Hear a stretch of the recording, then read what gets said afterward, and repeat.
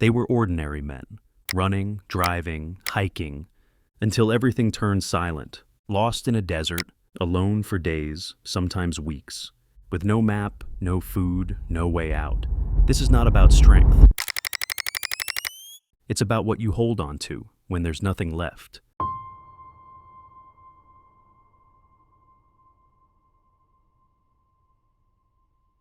It was supposed to be the race of a lifetime. In April 1994, Mauro Prosperi, a former Olympic pentathlete from Italy, took on one of the world's most brutal endurance events, the Marathon des Sables, 250 kilometers across the Sahara Desert, run over 6 days with minimal outside support. Competitors must carry their own food and supplies. Water is rationed, the heat is relentless, and the desert unforgiving. For Mauro, it was more than just a challenge. It was a way to test his limits. He was an elite athlete, disciplined and experienced, but nothing he had done before could have prepared him for what lay ahead. The disaster began on the 4th day of the race. A sandstorm rolled in, sudden and violent, swallowing the landscape in a churning wall of wind and grit. Visibility dropped to 0.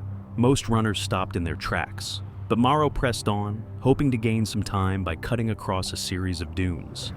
"I thought I could cross quickly," he would later recall, but halfway through, hell broke loose. The storm lasted for 8 hours. When it cleared, everything was different. The wind had erased the trail. There were no markers, no footprints, no sense of direction.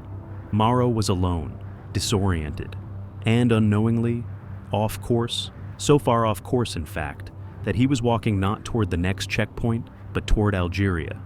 In the beginning, he tried to reorient himself, using the sun as his guide, but the desert is deceptive.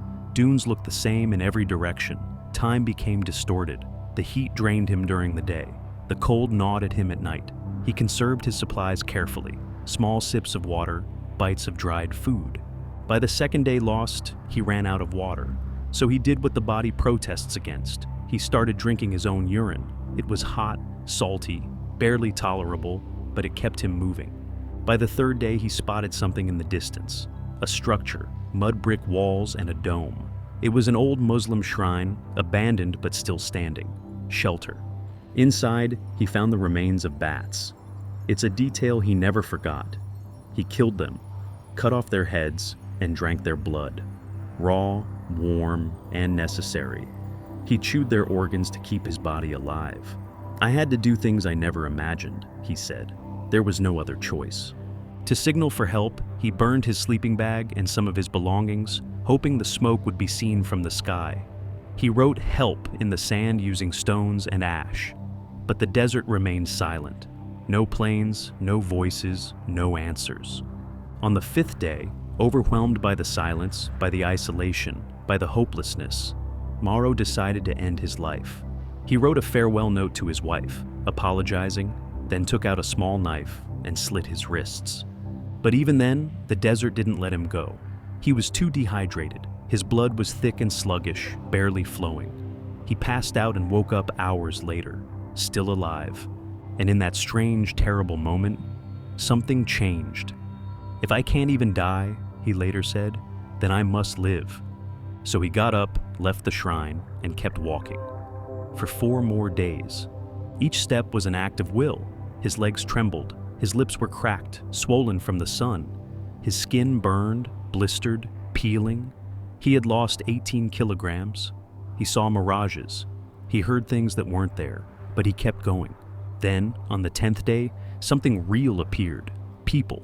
A small group of Tuareg nomads crossing the desert on camels. At first, they thought they were looking at a ghost.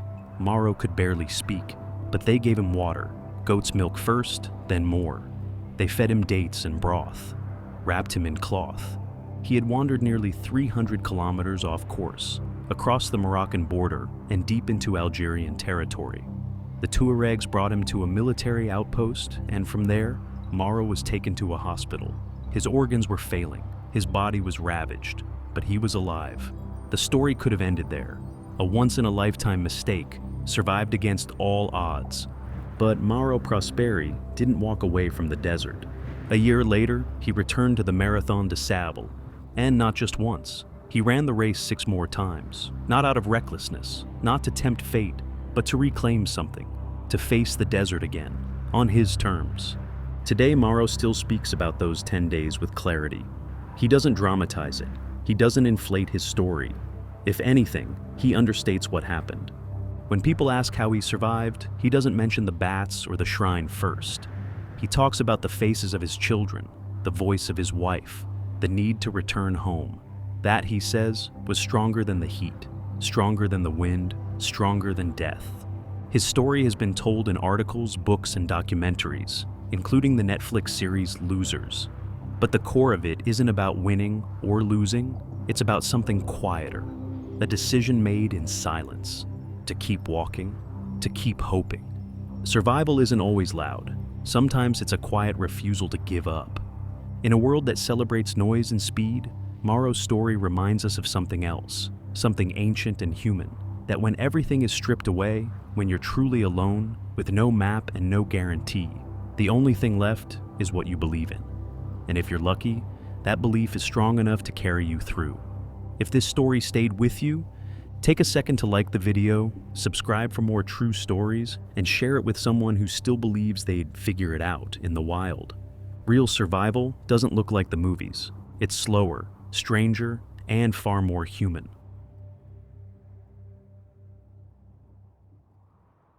In January 2006, Megee was driving through the Australian Outback. He was heading west, crossing a stretch of road that cuts through one of the most remote regions on Earth.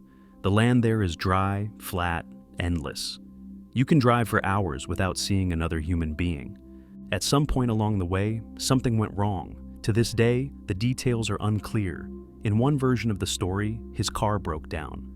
In another, he picked up a hitchhiker who drugged him. Some reports say he was ambushed by strangers who took his car, his shoes, and left him to die. What's certain is this: Megee was found 10 weeks later, alone in the desert, severely underweight, barely alive. He had survived 71 days in one of the harshest environments on the planet, and he had done it with no gear, no food, and no idea where he was. The place where he woke up was part of the Tanami Desert, in the borderlands between the Northern Territory and Western Australia. It's an isolated stretch of land, mostly uninhabited, marked by extreme heat during the day and cold at night. In January, the wet season brings brief but heavy rains, and that would turn out to be the one thing that helped keep him alive. When he opened his eyes, Ricky was lying in the dirt, no shoes, no water, no memory of how he got there. He got up and started walking, thinking maybe there was a road nearby. There wasn't, just red earth, dry brush, and silence. The first days were a blur. He wandered in search of shelter, of water, of anything that looked human. The heat was brutal, the nights were worse. Eventually, he came across a small rise in the land where a little water had pooled from the rain. There, he dug himself a shallow trench and started to build a crude shelter using sticks, bark, and anything he could find. That trench would become his home for the next 10 weeks. At first, he hoped to be found. Maybe someone would come looking, maybe a plane would fly overhead, but no one came. The road he had been on was so remote that even days could pass without a single vehicle, and no one knew exactly where he'd gone. He started collecting rainwater when it came, drinking from puddles, licking moisture from leaves. It wasn't enough. He became obsessed with water, waking up in the middle of the night, panicked that it would vanish.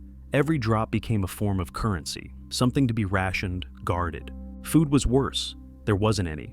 So he did what instinct told him to do. He started catching insects, ants, grasshoppers, then frogs, which he dried in the sun, lizards, snakes, even raw leeches when he found them near the waterhole. He didn't cook them. He couldn't. He had nothing, just sun, stone, and hunger. At some point, he developed a severe tooth infection, an abscess right under one of his molars. The pain became constant, pulsating, unbearable. With no medicine and no tools, he made a decision. He took the key from his car, one of the only items he still had, and used it to pry the tooth out of his own mouth. He later said the pain was worse than anything he'd ever felt, but he knew that if he didn't act, the infection could spread, and he would die. Over time, he lost all sense of the days. He stopped counting.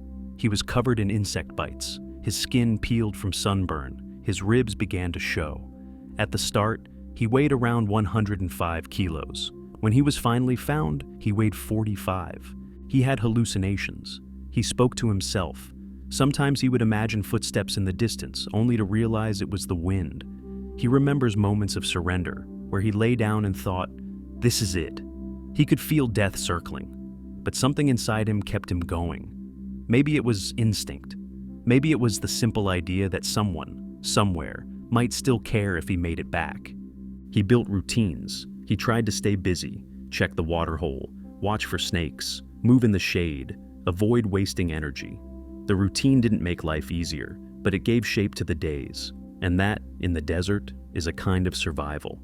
On the 71st day, two cattlemen, stockmen from a remote station, noticed something strange in the distance. At first, they thought it was a dead animal, maybe a kangaroo. Then the shape moved. They approached slowly. What they found didn't look human at first. Ricky was emaciated, barely able to speak, his body burned and broken. His clothes were torn, hanging in strips.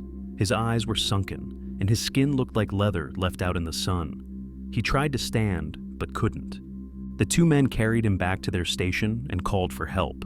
A helicopter was sent to evacuate him to Royal Darwin Hospital, where he was immediately placed under intensive care.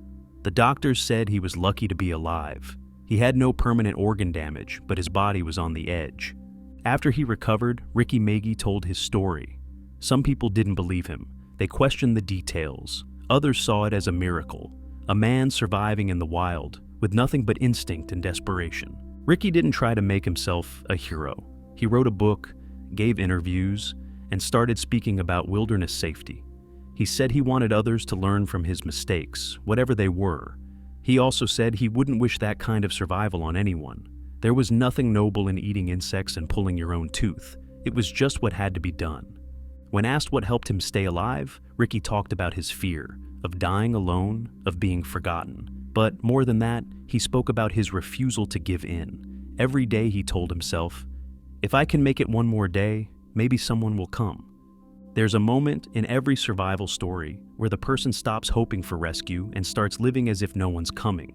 Megee reached that point early on, and somehow he still endured. His story isn't dramatic in the cinematic sense. There are no sudden twists, no last-minute rescues, just long days, dry winds, raw hunger, and a man who kept waking up when it would have been easier not to. And that's what makes it worth telling.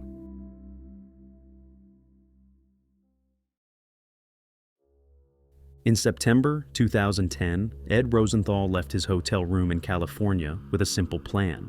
He was going to take a short hike through Joshua Tree National Park, 4 miles, maybe less. He told no one the exact route. He had done this kind of walk many times before. The desert didn't scare him, but the desert doesn't care who you are or how experienced you think you might be. That day, something in him shifted. He took a turn off the trail, unsure why. And for 6 days, no one knew where he was. Ed was 64 years old, a real estate broker, a poet, a man who had hiked all over the Southwest. He knew the dry canyons and the sunburned ridges of Joshua Tree well. But on this day, he left the marked path and stepped into a wash, a dry, sandy channel that led him deeper into the canyons. He didn't know that a simple detour would become a trap. The terrain became more rugged, sharp rocks, unstable sand, steep slopes. He kept walking, thinking he could loop back or find another trail.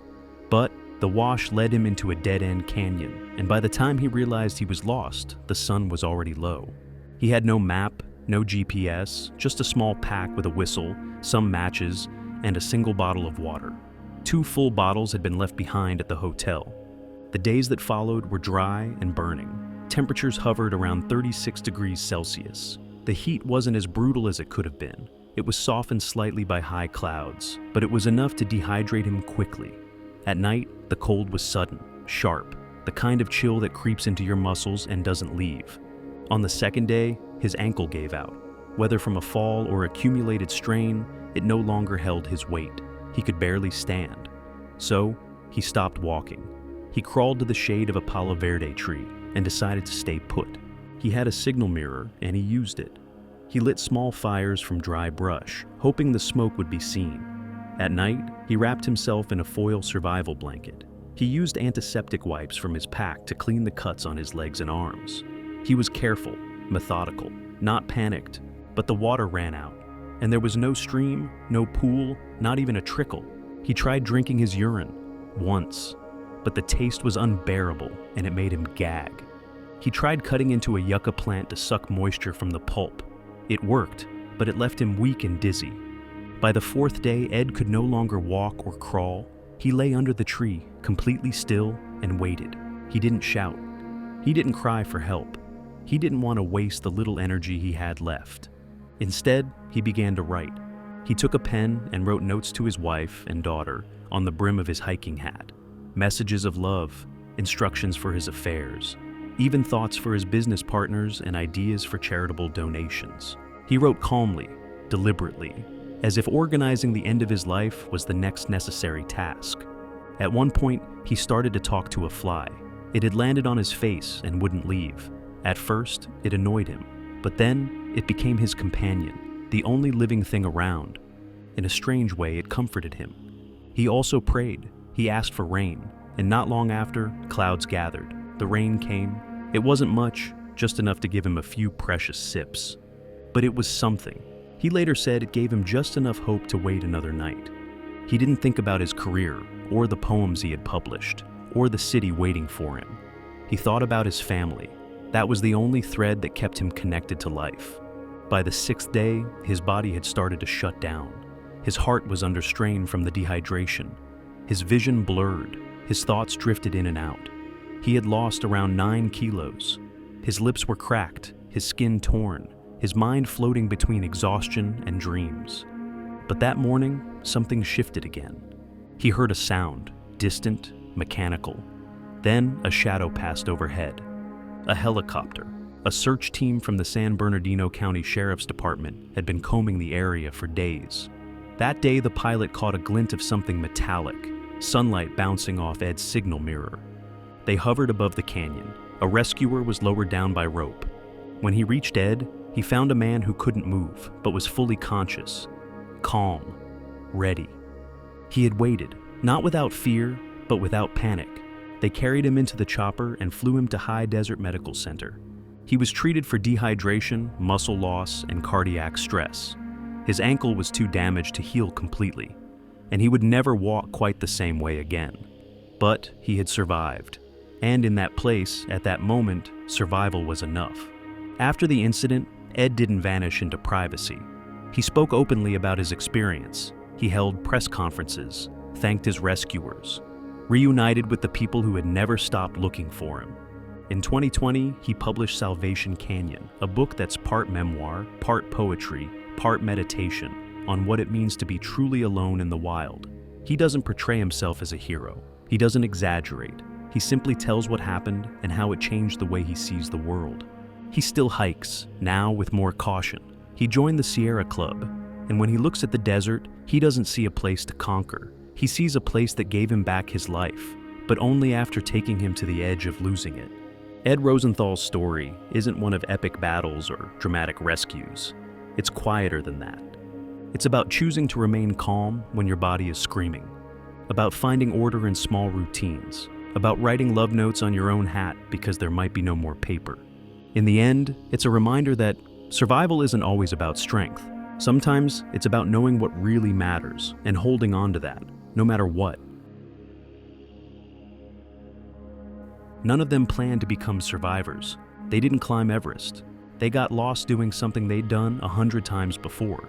And maybe that's the point. It's not about how extreme the place is. It's about how fast everything can go wrong, and what part of you still refuses to give up when the world goes quiet.